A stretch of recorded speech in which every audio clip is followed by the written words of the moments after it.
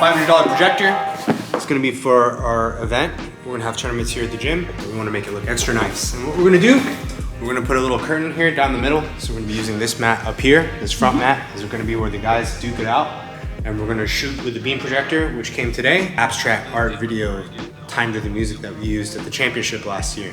That video is like an hour and 10 minutes long. And I actually even synced up all the music, 1 hour and 10 minutes of music that I synced up with the beat. So whenever like something flashes, it usually typically lines with the beat of the music. I spent all that time making that video last year. I wanted to reuse it, so we're gonna reuse it here when we're doing our tournaments here. We're calling them mini league, since it's not like a big league. Something to look forward to. The pandemic and all, there hasn't been a whole lot of opportunities for athletes to go out and test themselves, to compete against each other. So I'm looking forward to it as well.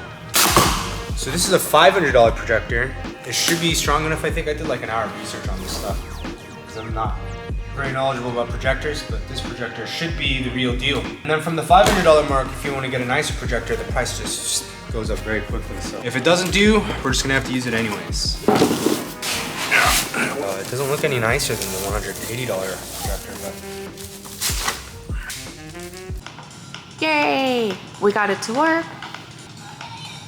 Oh, that is definitely good. I mean, dude, this is like bright daylight.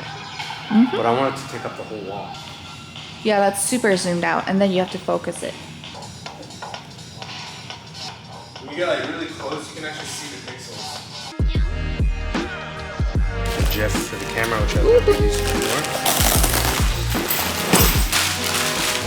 That's crazy. The camera goes on this thing. Pull here so you can like pan the camera down or up.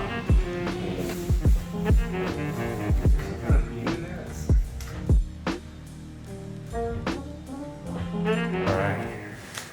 I'm all geared up for the Mini League 1 today. First match is coming up. Feeling pretty wired, but good. It's gonna be a good match. 10 months since I've competed, so I'm pretty excited.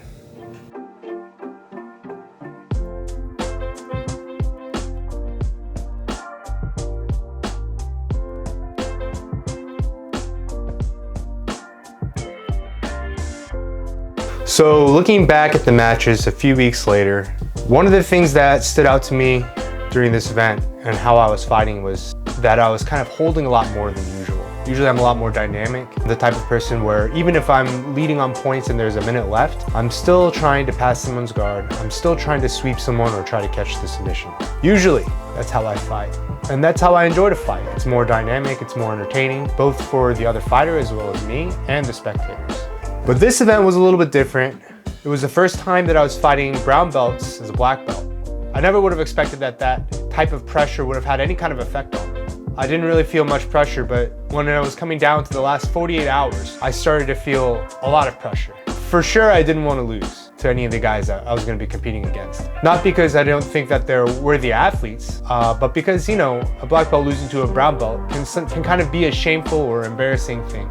But I still took up the challenge, and I knew that it was a possibility that I might lose, although I thought it was unlikely. And this actually affected my fights in a way that I didn't expect. And looking back on these matches, you can kind of see I'm holding a lot. I'm not moving very dynamically. I'm not moving very fluid. In times where I should be moving, oftentimes I just decide to hold and try to pressure a guy. I was a lot more stubborn and unwilling to yield than usual.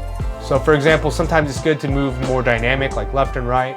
You kind of go with the flow with how the other guys move. But in this tournament, I was really just kind of acting like The Rock. Like if he was giving me another opportunity, I would be very stubborn and not take it up and just try to carve my path through the way I wanted. And it had a really adverse effect on my performance. So there is a saying that I read in the Napoleon Hill book, Think and Grow Rich. It's a book that I like a lot. They talk a lot about mindset and how faith is an important factor to success. And for jiu-jitsu athletes especially, well, I mean for business people too, is very much true. How you handle your mindset when you're going into a match is one of the most critical things that you can do. Because in a match, if a guy is much more mentally prepared than another person and he doesn't have quite the skill level as the other guy, that edge on the mental aspect can definitely push a victory towards his favor. The mental game is maybe 50%. 50% of a performance is the mental game.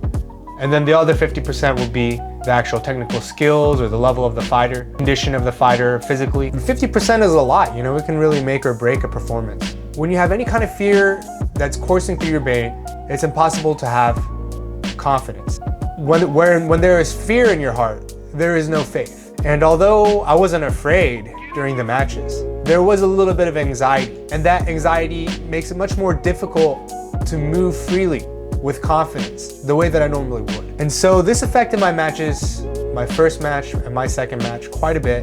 You know, I learned a really good lesson.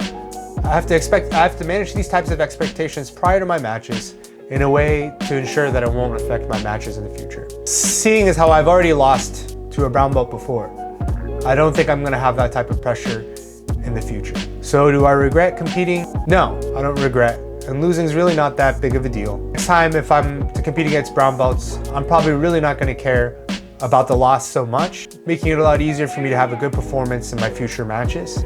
If you're at a crux and you have a decision to make and there's something that scares you or gives you anxiety, things that scare you are typically the things that you should be doing. Maybe they're difficult or inconvenient, they cause you a little bit of anxiety. Generally, typically that's a good thing. I mean, not always, but oftentimes it's a sign that you're engaging in something new or forging a path into a new experience that's gonna just make you stronger overall. My student, Hongbi, actually beat the guy that beat me.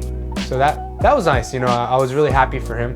I was going to give the victory to him anyways if I was able to meet him in the finals, but for him to be able to forge his way to the victory on his own like that is definitely a good achievement for him, and felt really good for me that my student was able to pull off the victory that I wasn't able to. So I used to train at Rafael Lovato Jr.'s gym for about 6 months. For those of you who don't know, Rafael Lovato Jr. is he's a black belt world champion. And at the time he was the second American to win the black belt world championships. As of now, I think there's only 3 Americans who have won it at all. And so he's one of 3 Americans who have won a black belt title at the IBJJF World Championships. He was always pulling out this book called Think and Grow Rich by Napoleon Hill. I had already read it at the time, before I had met him. This was like maybe 9 years ago. It's a really long time ago, 9 years ago when I was a blue belt. And he would read passages from this book, like the passages in the book would be highlighted, and there were certain passages that he liked a lot. Some of the quotes from the book he would read to us like a few times a week. When the class would end, he'd always have a little pep talk about the importance of planning, talk about the importance of mindset, and whatever was on his mind at the time. But there's this one quote that he reads a lot, and I think it really coincides with my experience with my matches at the Mini League 1. I think it's maybe the best lesson that I had learned.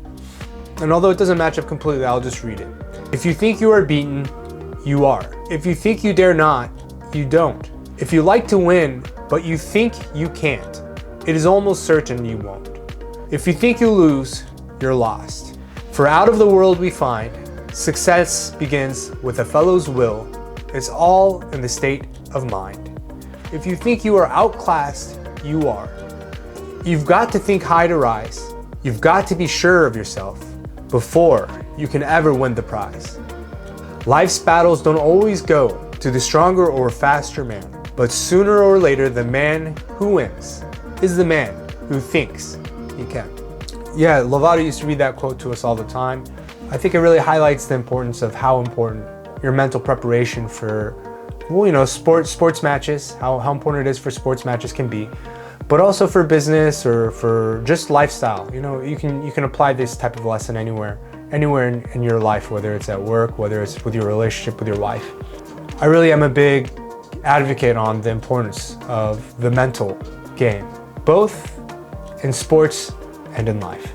So a good lesson for me to learn, Mini League 1, not the best experience for me, but a good lesson to learn, and on to the next one. You know, I'm gonna be better prepared for the next one. I'm gonna be fighting a lot of brown belts, I feel like, because there's not a whole lot of black belts that wanna do matches this year, maybe not even next year. So I feel like I'm gonna be fighting a lot of brown belts this year. It's gonna be a good time.